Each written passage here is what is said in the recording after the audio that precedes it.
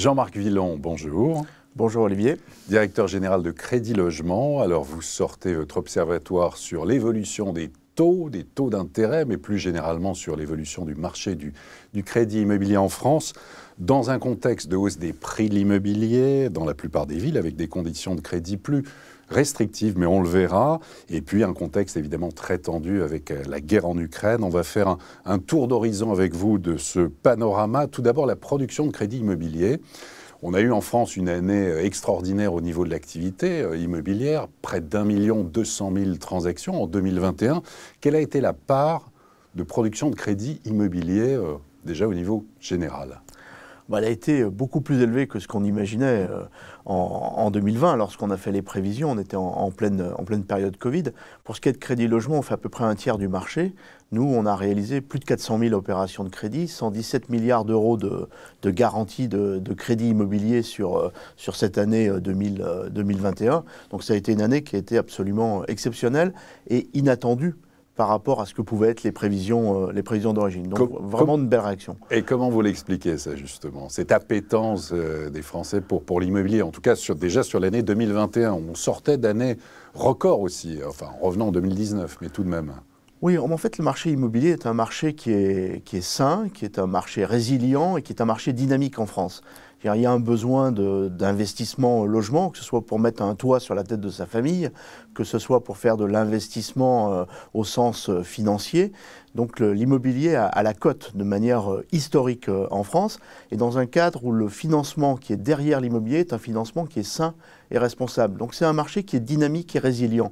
Et effectivement, il a été perturbé pendant la période Covid, mais quand on a commencé à voir un petit peu la lumière, retrouver un peu la lumière, les Français ont retrouvé ce goût de l'immobilier. Et je crois que là, il est toujours vraiment présent. Alors on va voir maintenant l'évolution avec votre observatoire, notamment sur l'évolution des taux d'intérêt. Alors les taux de crédit pour l'ensemble du marché. Un commentaire, Jean-Marc Villon. Alors, première chose qu'on peut dire, parce que tout le monde le dit, c'est les taux remontent.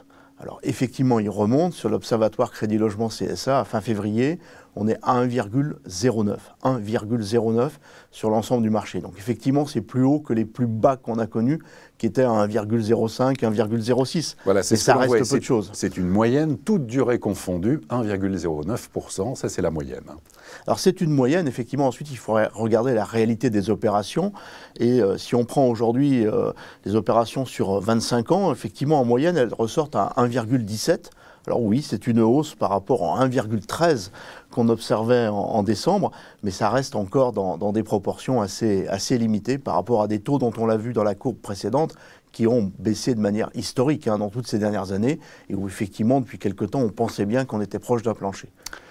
1,06 en décembre, 1,09 en février. Est-ce que, pour un particulier, on peut s'inquiéter en se disant ça peut continuer à monter ? Alors déjà, ce qu'il faut voir, c'est que 10 centimes de taux sur un crédit à 20 ans, d'un crédit de 200 000 euros, ça représente moins de 10 euros de mensualité par mois. Donc ça n'est pas rien, mais en même temps, ce n'est pas forcément beaucoup à l'échelle d'un crédit immobilier. Donc 5, 6 points, 10 points, 20 points de hausse de taux ne sont pas de nature à bouleverser les plans de financement. Ce qu'on peut imaginer, bien sûr, aujourd'hui, c'est dans le contexte qui est le nôtre, de taux d'intérêt sur les marchés financiers qui ont remonté de façon significative, dans un contexte qui est clairement inflationniste aujourd'hui, c'est qu'on puisse avoir bien sûr une hausse des taux dans la durée.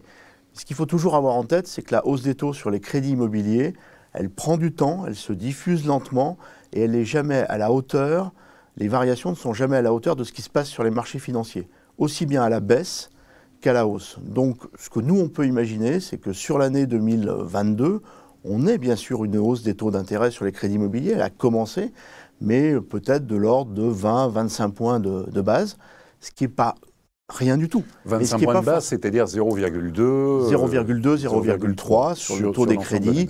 Ça veut dire des crédits peut-être à 1,30, 1,40 en moyenne. C'est pas rien, mais comme je l'ai dit tout à l'heure, ce n'est pas forcément bouleversant pour les projets immobiliers. Quelle est la part de la renégociation justement dans l'octroi des prêts? Est-ce qu'elle est importante ou pas?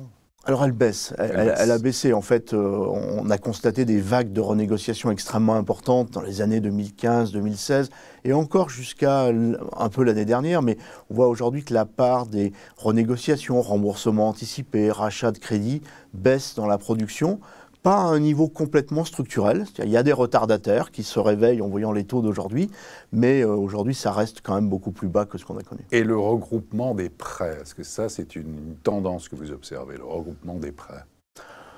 Sur l'immobilier, pas tellement. Sur le crédit conso, bien sûr, il peut y avoir des projets de ce type-là. Sur le crédit immobilier, relativement peu.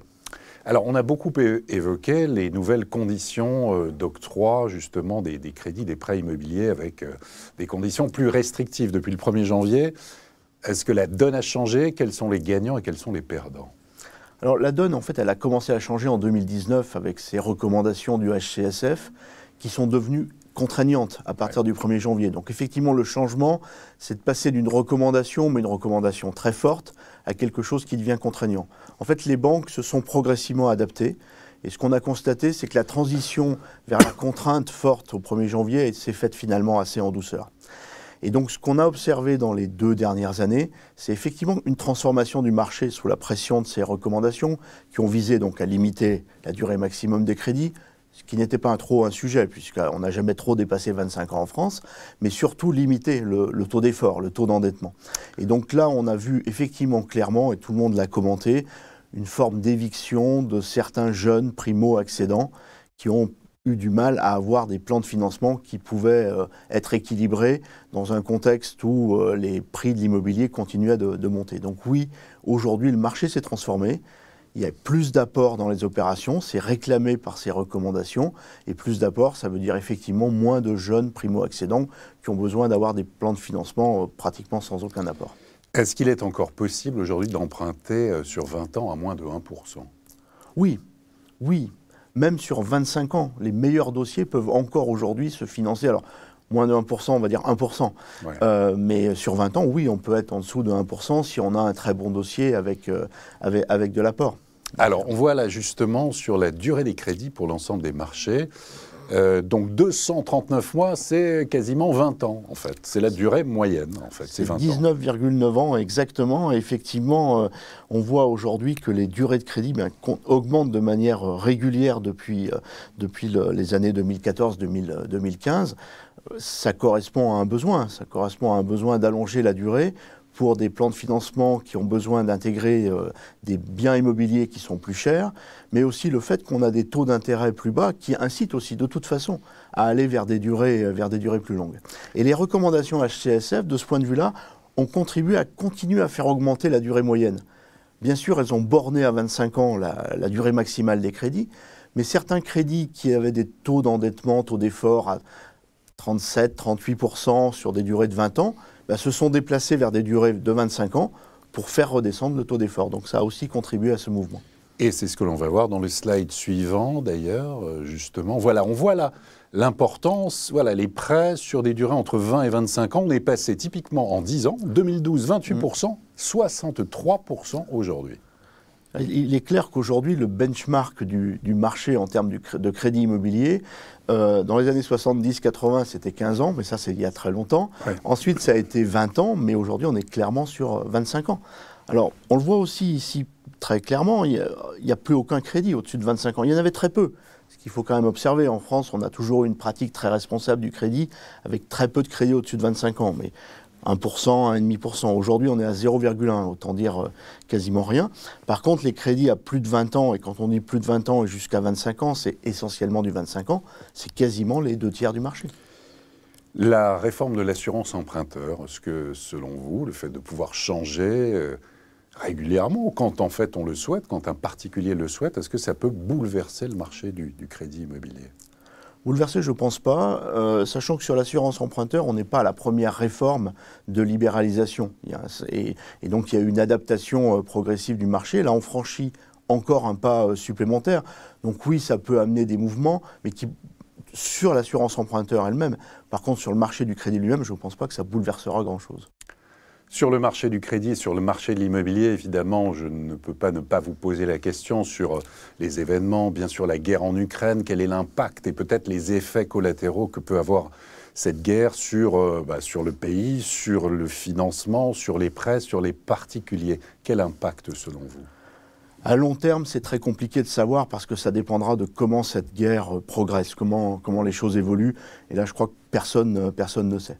Par contre, à court terme, ce qu'on voit très clairement, c'est que ce qui se passe en Ukraine renforce les pressions inflationnistes qui existaient déjà par ailleurs, mais ça rajoute une couche dans ces pressions inflationnistes.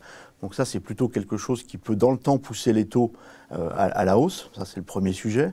Qui dit pression inflationniste dit aussi augmentation du coût de la construction. Mais pression inflationniste, c'est pas simplement ça, c'est aussi, on le voit déjà, des problèmes de pénurie qui pouvaient exister et qui vont s'amplifier avec ce qui se passe aujourd'hui avec la guerre en Ukraine. Et ces problèmes de pénurie sont à la fois des problèmes de prix et des problèmes de délai. Donc effectivement, ce sont des choses qui peuvent amener des perturbations sur le marché. Et à cela pourrait aussi se rajouter, je dirais, une forme d'attentisme qu'on n'observe pas encore, mais qui pourrait venir de la part des particuliers par rapport à des opérations futures. Une opération de crédit, une opération immobilière, c'est une opération de long terme, c'est une opération engageante. Pour l'instant, vous ne le voyez pas de report d'opération, mais vous dites que ça peut arriver. On ne le voit pas encore, mais ça peut arriver et ça pourrait se comprendre.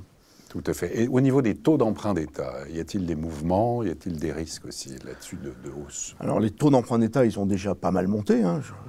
Les taux d'emprunt d'État étaient négatifs sur les emprunts d'État français jusqu'à mi-décembre, à 0, mi-décembre 2021. On est aujourd'hui à 0,8.